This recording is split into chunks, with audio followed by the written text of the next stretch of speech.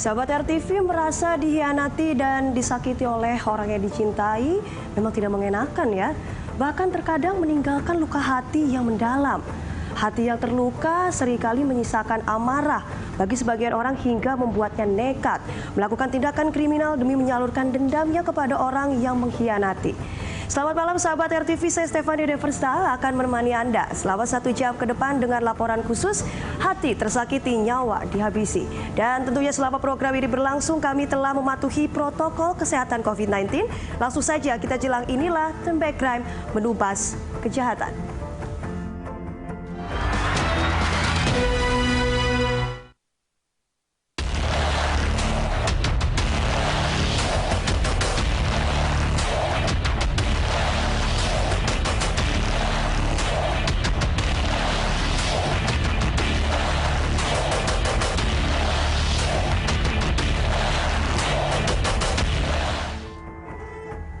Kita mulai Turn Back Crime dari kota Surabaya, sahabat RTV. Warga Jalan Masjid Al-Akbar Surabaya dibuat geger dengan penemuan jasad perempuan tanpa identitas yang dibungkus kasur. Jasad ditemukan di lahan kosong yang jadi tempat parkir di luar Masjid Al-Akbar. Petugas parkir yang curiga karena mencium bau busuk memberanikan diri mencari sumber bau yang ternyata berasal dari dalam bungkusan kasur yang diikat tali rafia.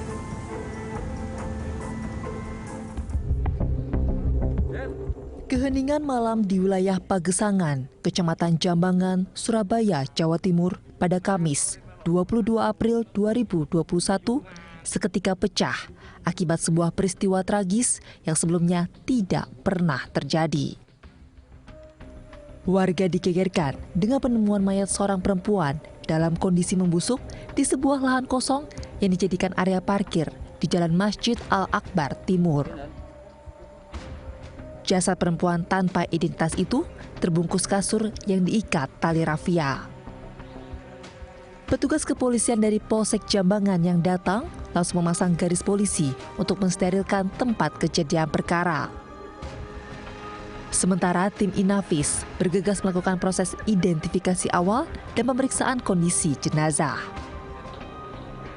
Di sekitar lokasi ditemukan banyak pakaian yang dibungkus di dalam karung dan diletakkan di dekat jenazah. Menurut saksi mata yang bekerja sebagai juru parkir, sejak sore hari ia sudah mencium bau busuk namun tidak berani mencari sumber dari bau tidak sedap tersebut. Saya mencium bau nggak enak, Pak.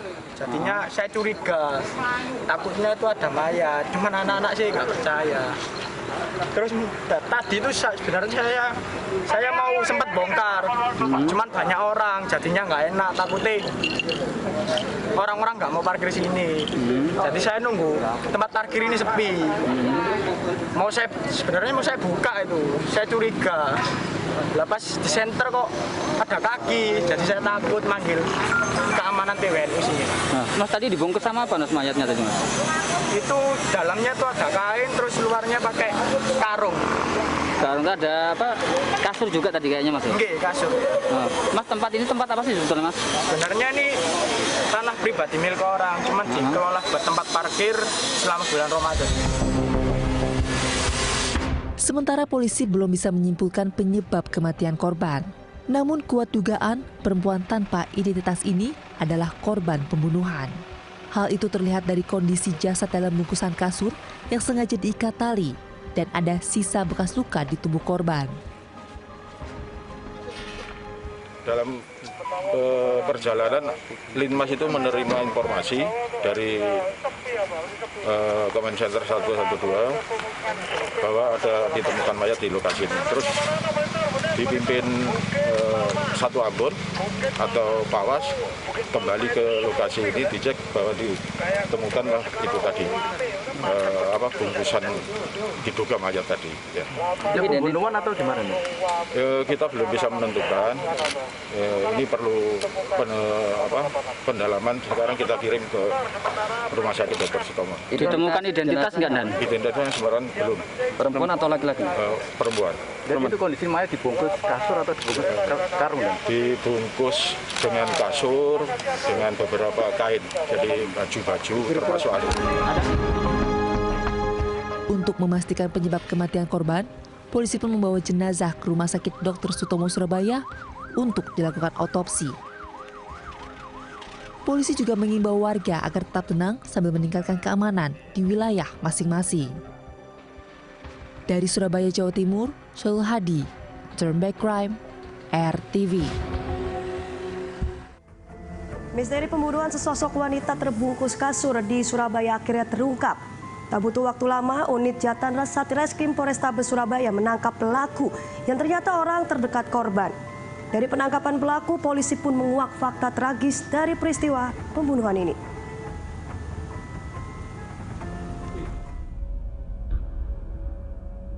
Penemuan jasad perempuan tanpa identitas dalam kondisi membusuk di dalam kasur jelas menggegerkan warga Surabaya, Jawa Timur karena peristiwa tragis ini tak pernah terjadi sebelumnya.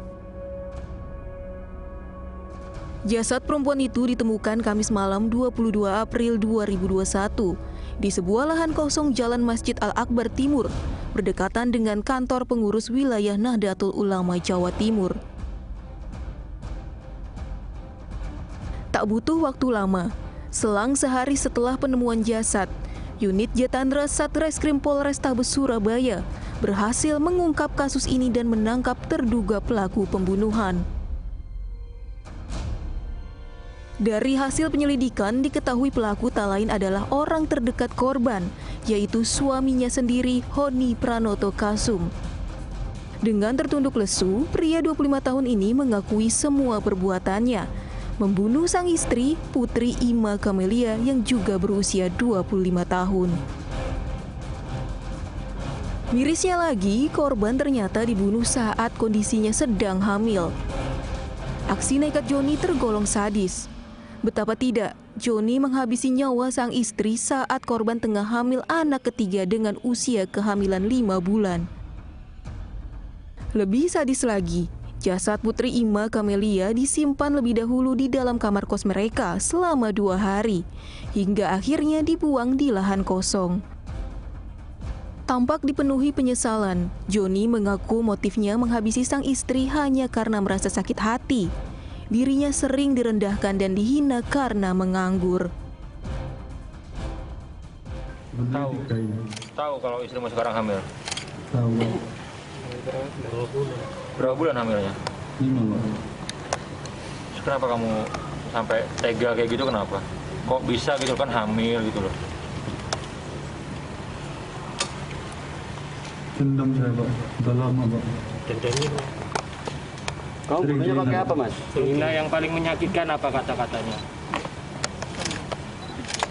Karena nggak bekerja atau bagaimana? Pernah nggak bekerja? Dina, Pak. Emang nggak pernah kerja dari dulu? Kerja, Pak. Siapa? Jadi kuli, Pak. Putri Ima Kamelia Sandi, umur 26 tahun, 25 tahun ulangi. Dia karyawan swasta ya, karyawan swasta. Kemudian pelaku adalah suaminya sendiri. Pelaku suaminya sendiri atas nama Joni.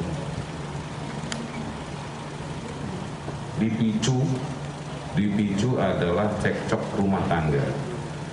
Cekcok rumah tangga yang berdasarkan dari keterangan pelaku, si korban selalu mengejek, lebih tepatnya tidak menghargai pelaku sebagai seorang suami. Di rumah kos inilah Putri Ima Kamelia Sandi dibunuh oleh suaminya sendiri. Di lokasi pembunuhan kini terpasang garis polisi yang membentang di pintu dan jendela kamar.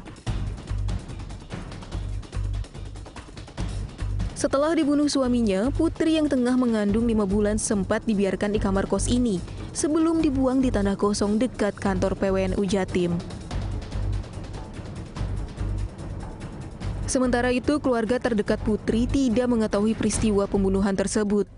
Mereka tidak menyangka kejadian sadis ini bisa menimpa anak mereka, karena pasangan suami istri itu selama ini terlihat tidak pernah bertengkar.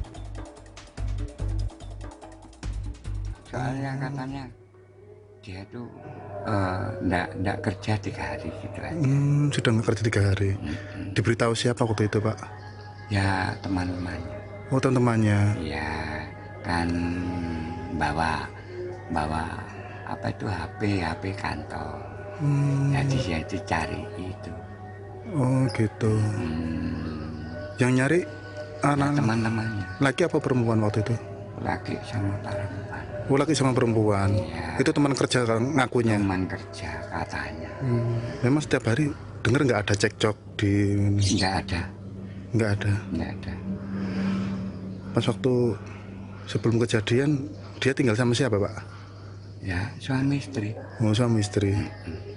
Sama anaknya. Sama anaknya. Nggak ada lagi. Kini Sarpono hanya bisa pasrah dengan peristiwa tragis yang dialami keluarganya dan berharap bisa membesarkan kedua cucunya dengan baik. Sementara itu, untuk mempertanggungjawabkan perbuatannya, tersangka Joni pun akan dijerat pasal 338 KUHP tentang pembunuhan dengan ancaman hukuman 15 tahun penjara. Dari Surabaya, Jawa Timur, Solihul Hadi, Turn Back Crime, RTV. Jasad wanita terbungkus selimut di tepi jalan gegerkan warga desa Tangga, Asahan, Sumatera Utara. Usai jeda, tetap di Turn Back Crime.